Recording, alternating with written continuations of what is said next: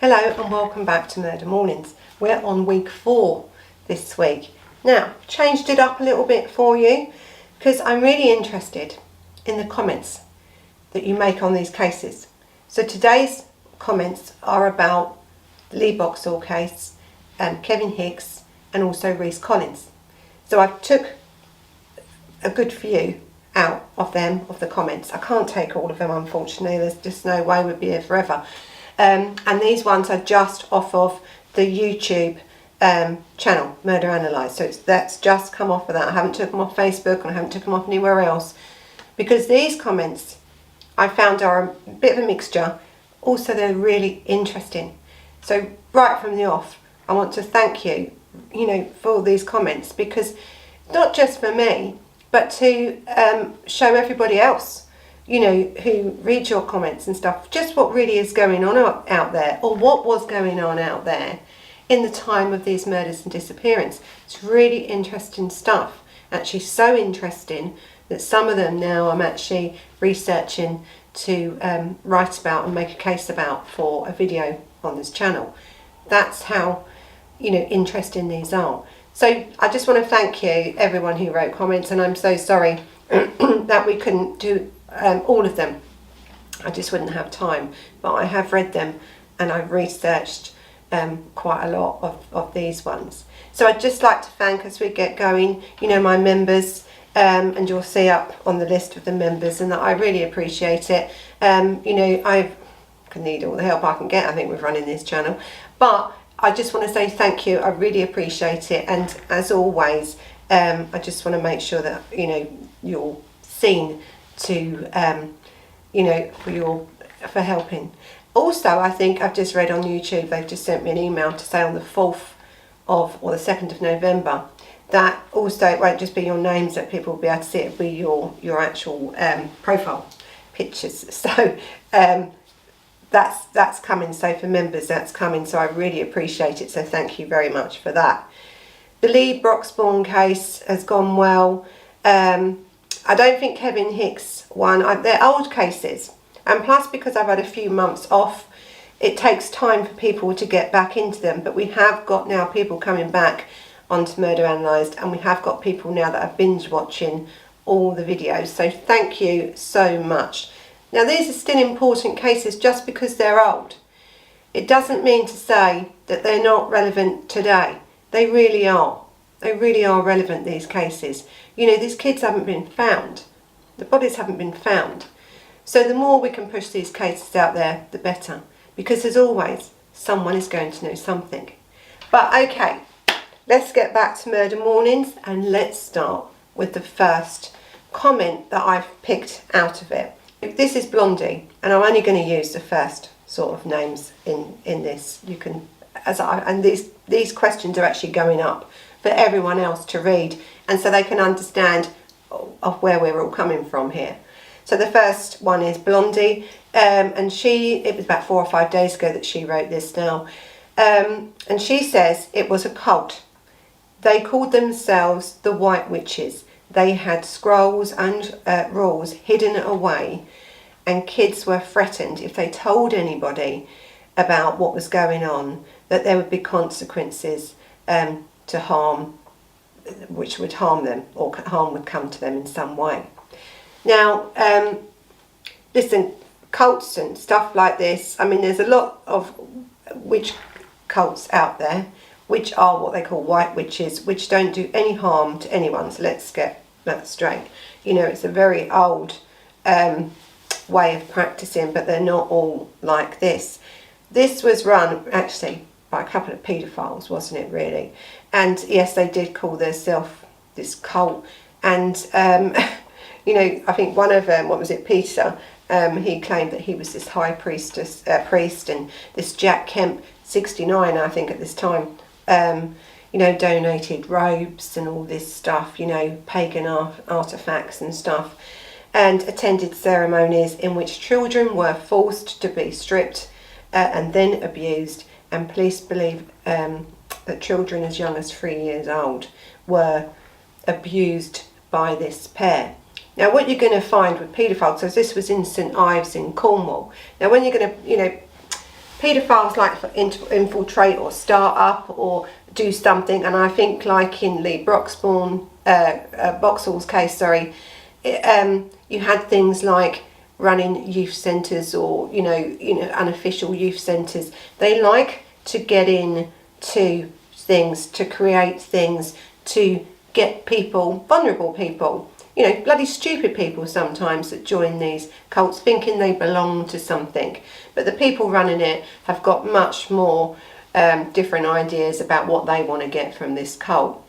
Now, I'm not saying this has not got anything to do with any of this, because just because they were in St Ives in Cornwall means nothing. Paedophiles are everywhere. They know each other. God knows how, but they do. Also, I'm in the case I think I'm doing at the weekend, Sinclair case. Now, he was a serial killer. They think he's killed up to, I think he's been done for 4, but they think it's up to about 17. He sort of travelled around, because in these days, in the 80s, you see, when the police were investigating these cases, it was not a multi-agency task then. It was individual police stations and police detectives in that region, in that area really, that investigated these crimes. So other crimes that were taking place around in England at that point were not linked. They weren't linked. That's a different case now. So, you know, this comment I think is really interesting, and again it's a case that I'm going to look into a little bit more and find out who else maybe belonged to this cult and you know, how it really started. So thank you, Blondie. Great comment, really interesting. I'm sure that a lot of people would be interested in finding out more about this cult. So thank you for that. Now Georgina, she said that the cult case should be reinvestigated with new DNA abilities that the police have today. Absolutely. Right, and she says that she's so sad for the families, and we all are. Now, you know, of course it would be great, wouldn't it, if we could investigate now with the new DNA techniques that they've got out, you know, how far we've come now with DNA, even in the last couple of years. The advances in DNA are amazing, absolutely. But that's only if the police kept the evidence. That's the only way. Because if they felt in that time that this case was a suicide and then it was left as an open verdict, did they keep the belt? Did they keep his clothes? You know, did they?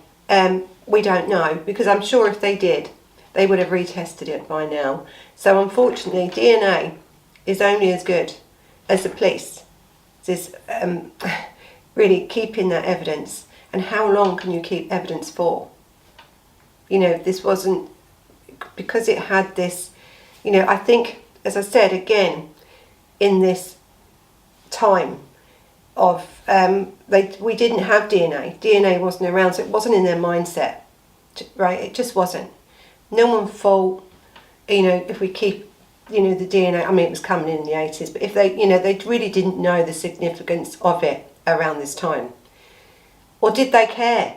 As well, to keep this evidence, and this evidence can't be tainted in any way. It has to be kept, stored, you know, refrigerated. A lot has to be done. Did they do it? Because if they didn't do it, then there is no DNA or any items that can be checked for DNA, and therefore the case really would be so difficult now to prove. So it's all theories with this case. But again, a great question. Thank you for that. So this is a comment from Chad, really interesting comment as well. So he said, I've always found it intriguing of why he, meaning Lee Boxell, was waiting around for so long. And he believes, and so do I, that he was probably waiting around for some girl, really. You know, he's a teenager, of course, you know, he's waiting around in town. But he also says that, he also thinks that they found a watch of Lee's near the church. Possibly, I'm not sure, but I'll check that out. So thanks for that, Chad. I mean, yeah, I mean, he left his mate, didn't he? He went to town at 11 o'clock. He left his mate at 1 o'clock and said that he was going you know, really to watch the football or whatever, but he didn't go. So he was either planning on meeting someone, as I've said sort of in the case, or he had bumped into someone. Now listen, you're talking about teenagers. You know, teenagers change their mind what they're doing all the time. But I do agree, because he left his mate at 1 o'clock and said he was going somewhere else, he was either meeting someone, you know, and didn't want anyone else to know, or he by chance met someone. So yes, you know, unless there's witnesses that come through or something, really, you know, again, this is why we bring up these old cases, because it's to jog people's memory, isn't it? Now, if he was meeting someone or meant to meet someone, they should come forward, shouldn't they? Really, if they've got nothing to hide, they should.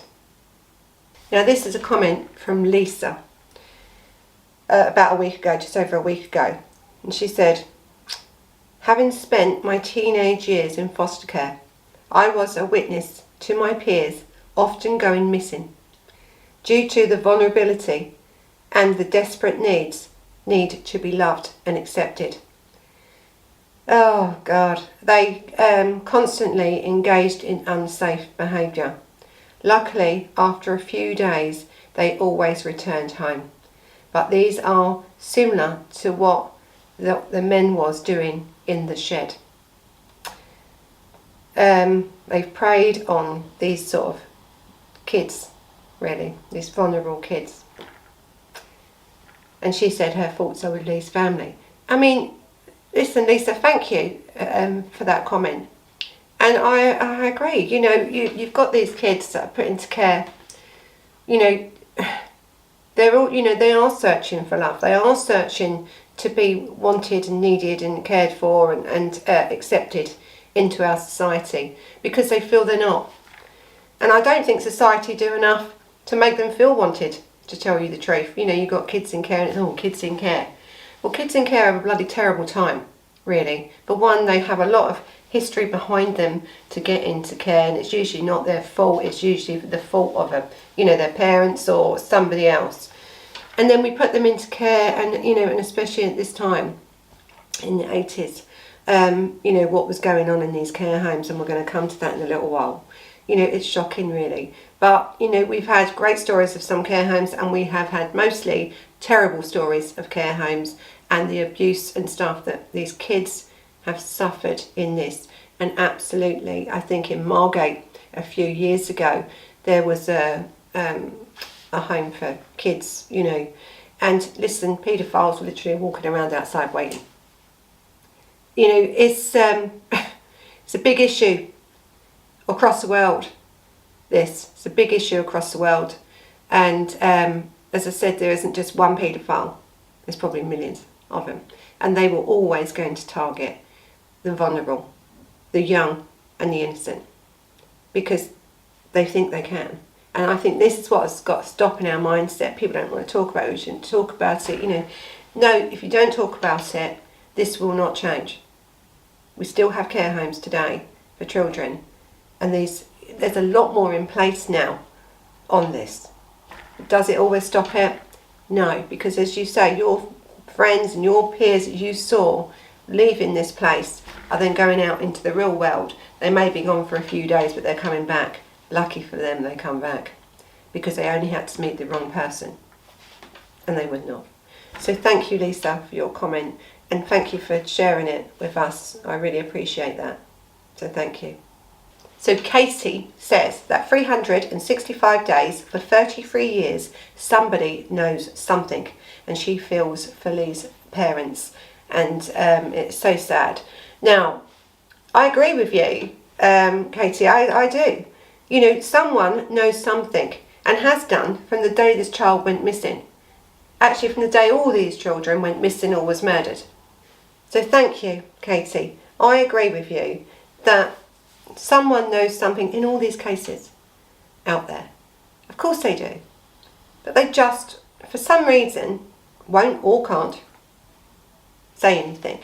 But it just takes someone to make some phone call, some email, something to give this police something, or the family, something to search something, because absolutely, in all these cases, someone knows something, and it's terrible, isn't it, that someone knows, where, kids are buried, and they've allowed these families to suffer for all this time.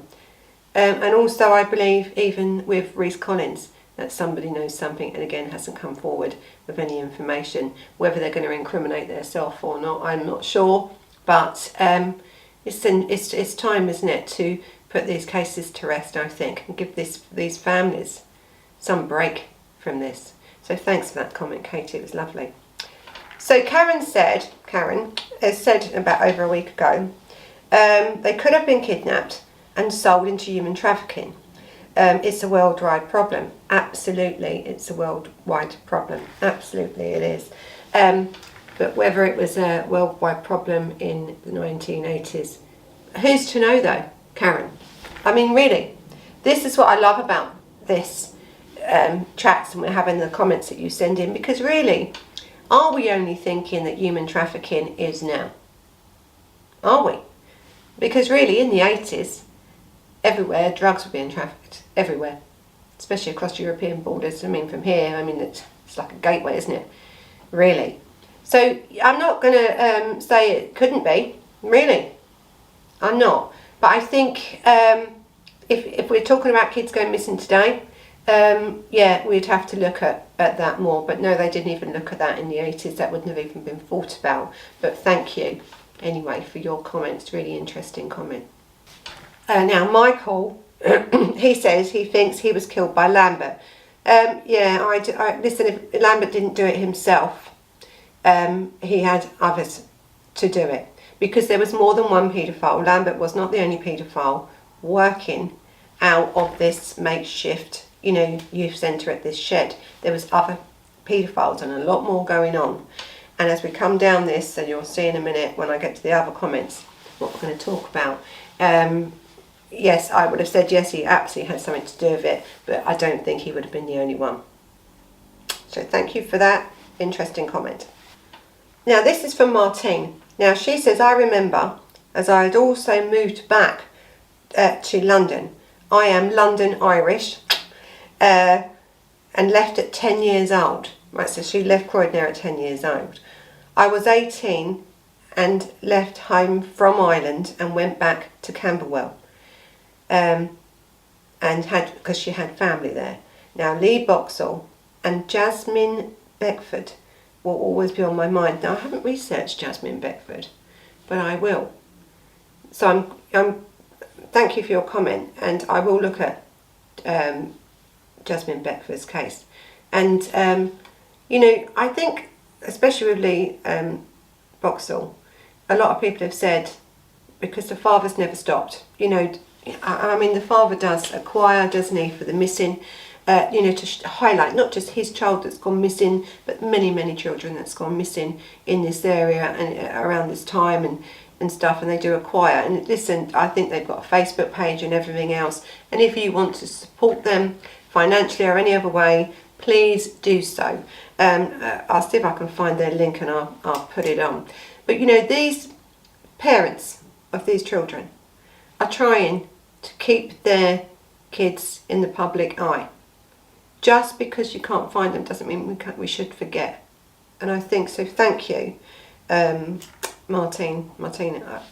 I really appreciate that comment, and I will look at her case. Thank you. Sort of a bit of an off the relevant comment. This is from Terry. Now he says, hello Christina, do you know of any books that you would recommend for learning about crimes and stuff? I'm looking to get into criminology.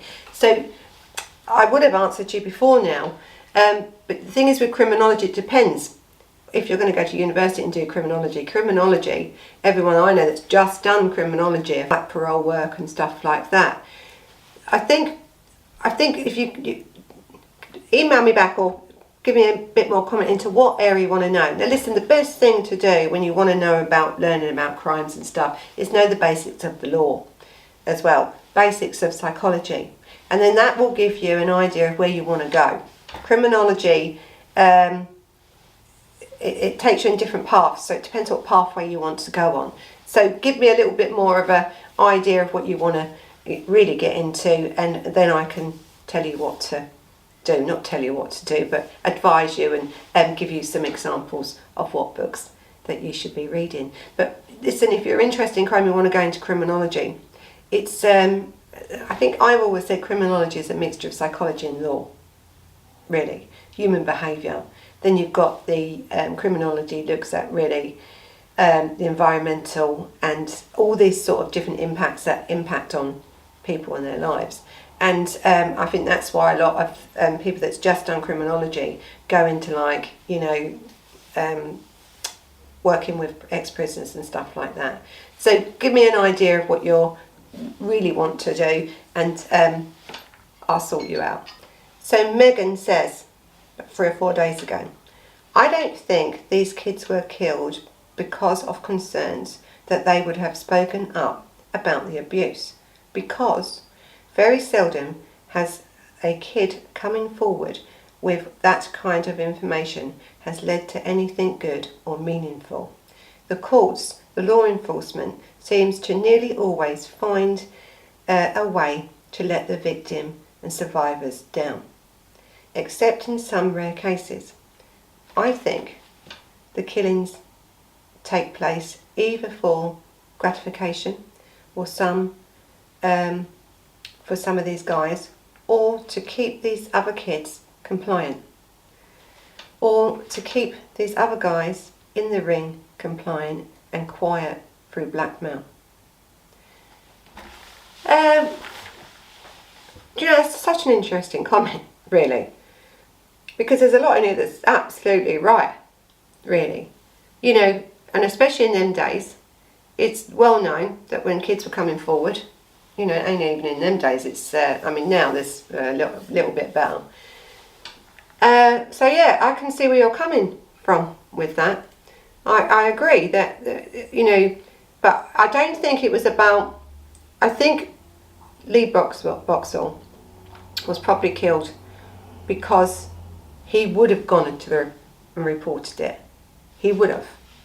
He was a bit of a different child. He didn't come from a care home. He had people that would have listened to him. And this is the problem when we talk about a lot of these kids that were going to this, you know, shed in different places like that, is that they thought they wouldn't be believed. And to tell you the truth, they probably wouldn't have been believed, because there was a lot of people around at that time that were into paedophilia, from lots of different walks of life, really. And so, you know, no, they probably wouldn't have been believed. But I think with Lee, he was either targeted, right, because of the way he looked, you know, really, or he did, you know, meet someone and maybe they told him about what was going on, or he witnessed some abuse and he was going to tell.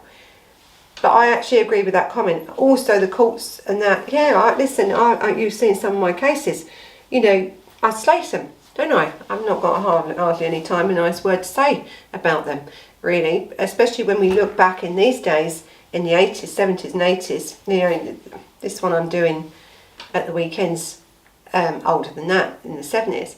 And, you know, it's bloody madness, really, what was going on. So yes, I do. And I think, as you're right, in some rare cases, you know, they may have been listened to.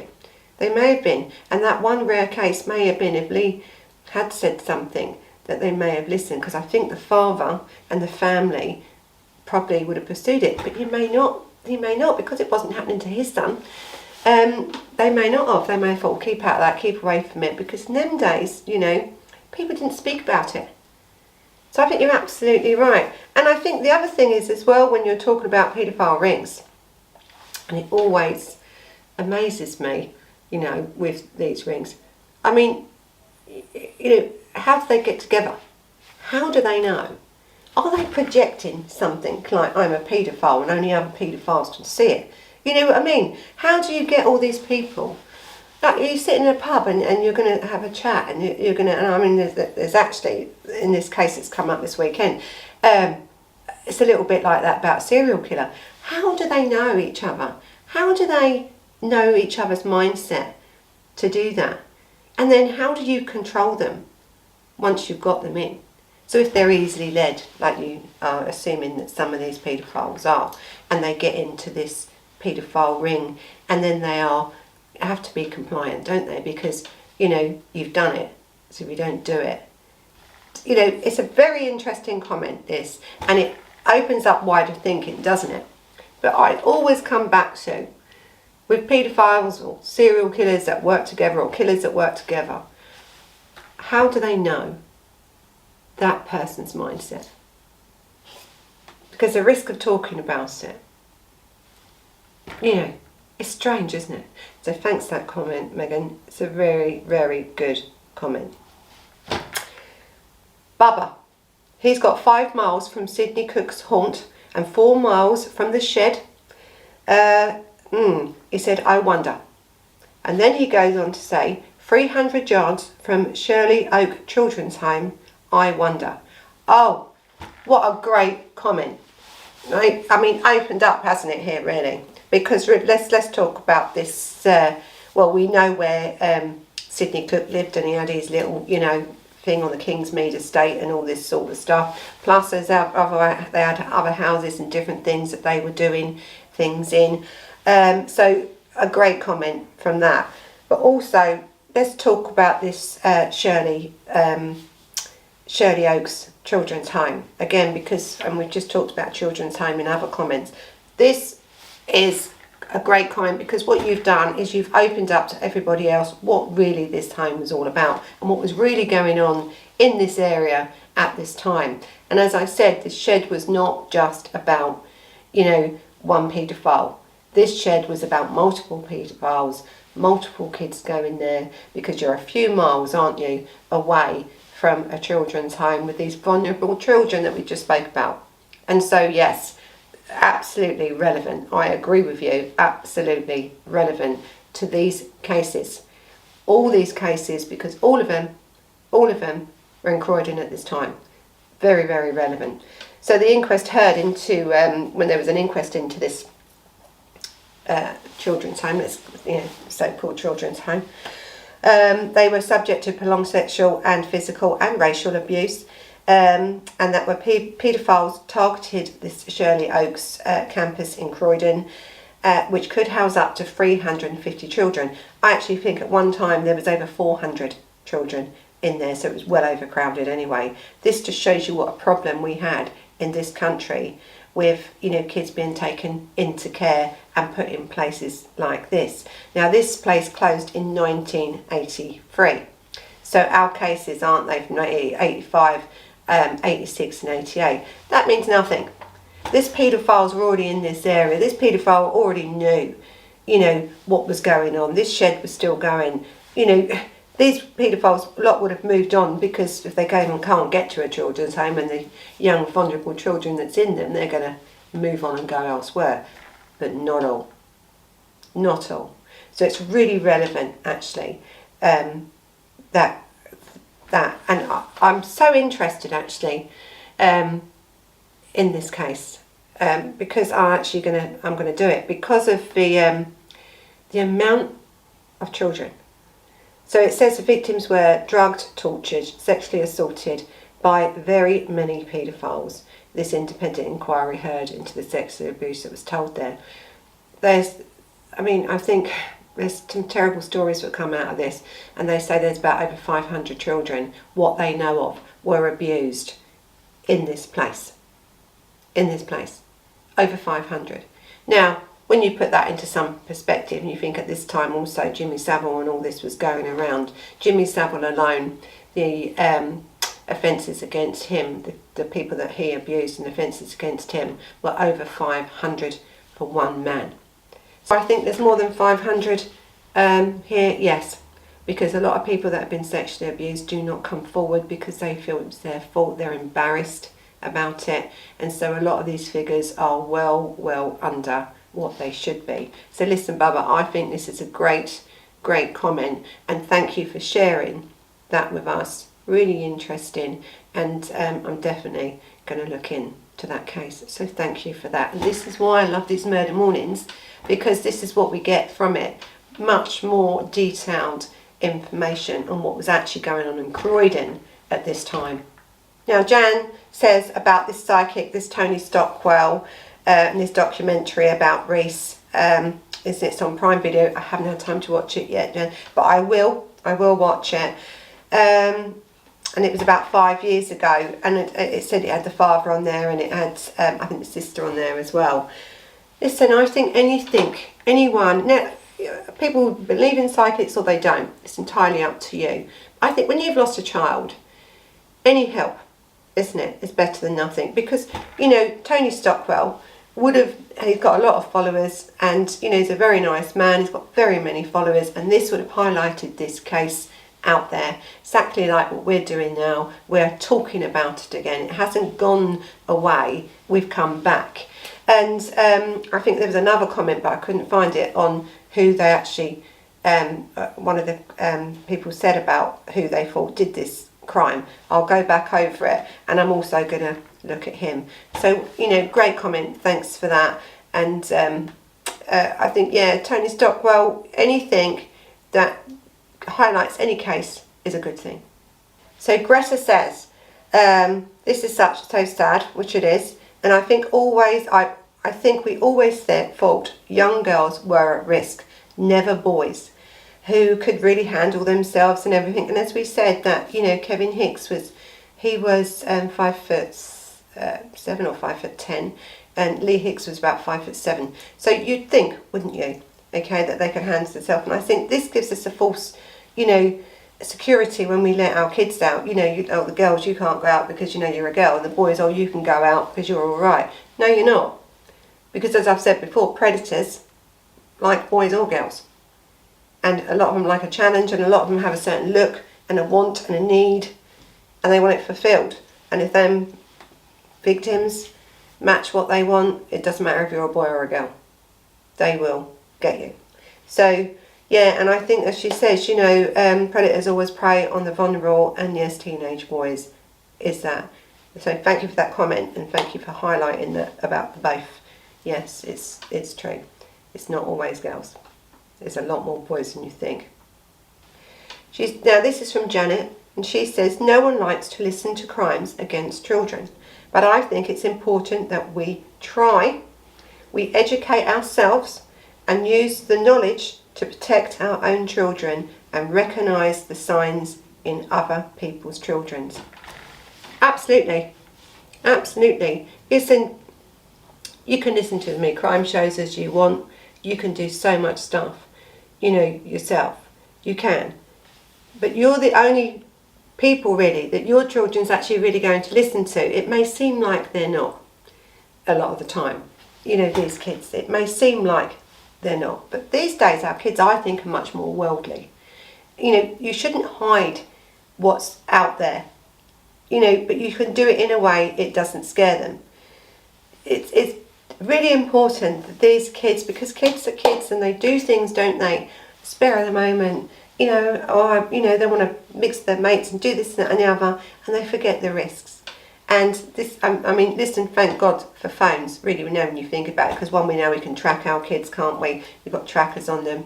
You can text them, they can take photos of where they are, they can call instantly for help if they need it. So really, in that way, they're great. But in another way, a mobile phone can be, you know, quite deadly. So I think it's really good to educate your children and take that responsibility, that the only one that can keep your children safe, really, not the police, not anybody else, is you. And that's it. And I think we can't lose that as society, because the police are saying you want to do this, want to do that. No, our children are our responsibility and always have been. And we try our best. But listen, sometimes with these paedophiles, no matter how good a parent you are, no matter how much you try and protect your child, you cannot. You cannot. And it's so terrible, isn't it, to think that you do your best, and sometimes the best is just not enough. It's just not enough. And I think on these cases, in the 80s, did my mum and that, when we was all going out, say, be careful, any perverts out there, you know, don't take a lift home. Everyone was firemen a lift and everything, weren't we? Hitchhiking, everything in them days. Because it wasn't around. It was going on, but no one knew it. It was all kept quiet, wasn't it? you know, it wasn't in the news. The news weren't full of what's going on today. We didn't have the internet then. We didn't have instant knowledge of what's going on. Today, really, I think it's the safest we can keep our kids if we watch what they do online. Because now most crime has gone from, you know, reality to cyber. So, you know, kids are still at risk, but just in a different way. And we've got to keep up with them times. So thank you, Jeanette. Great comments. So that's all the comments. There was quite a few, wasn't there, comments today. And I really enjoyed it, doing it this way. And the other thing I really enjoyed was reading all the comments, even though I couldn't put them, because you can imagine we'd be there for ages. But, you know, how other people also can read your comments and find something out about it, do your own research and stuff. I thought it was wonderful. Now listen, this is our 4th week of doing it and we can only get better. So next week's cases is the case of the poor little 3-year-old, you know, Cheryl Grimmer, who disappeared, and that $1 million reward that's out for any further information, you know, to entice people to come forward. There's that. I'd like to hear your comments on that. And also the next case is this Angus Sinclair. My gosh, I'll warn you now. It's a terrible case. It's going to have everything in it. You know, there's going to be a warning out with that one. But yeah, so have a listen to that, and then next Thursday we'll do murder warnings again. So all I can say again is thank you for your comments. I really enjoyed it. So all I can say is thank you. I'm really, really impressed actually at how the channel is growing and how you are so good at your comments. You've come back with some really good information. So listen, you know what to do. Thumbs up if you've liked this video. You can subscribe to this channel any point you'd like. I've sort of done a little bit of subscribe thing there, but you can subscribe anytime you like throughout any of the videos or at any time.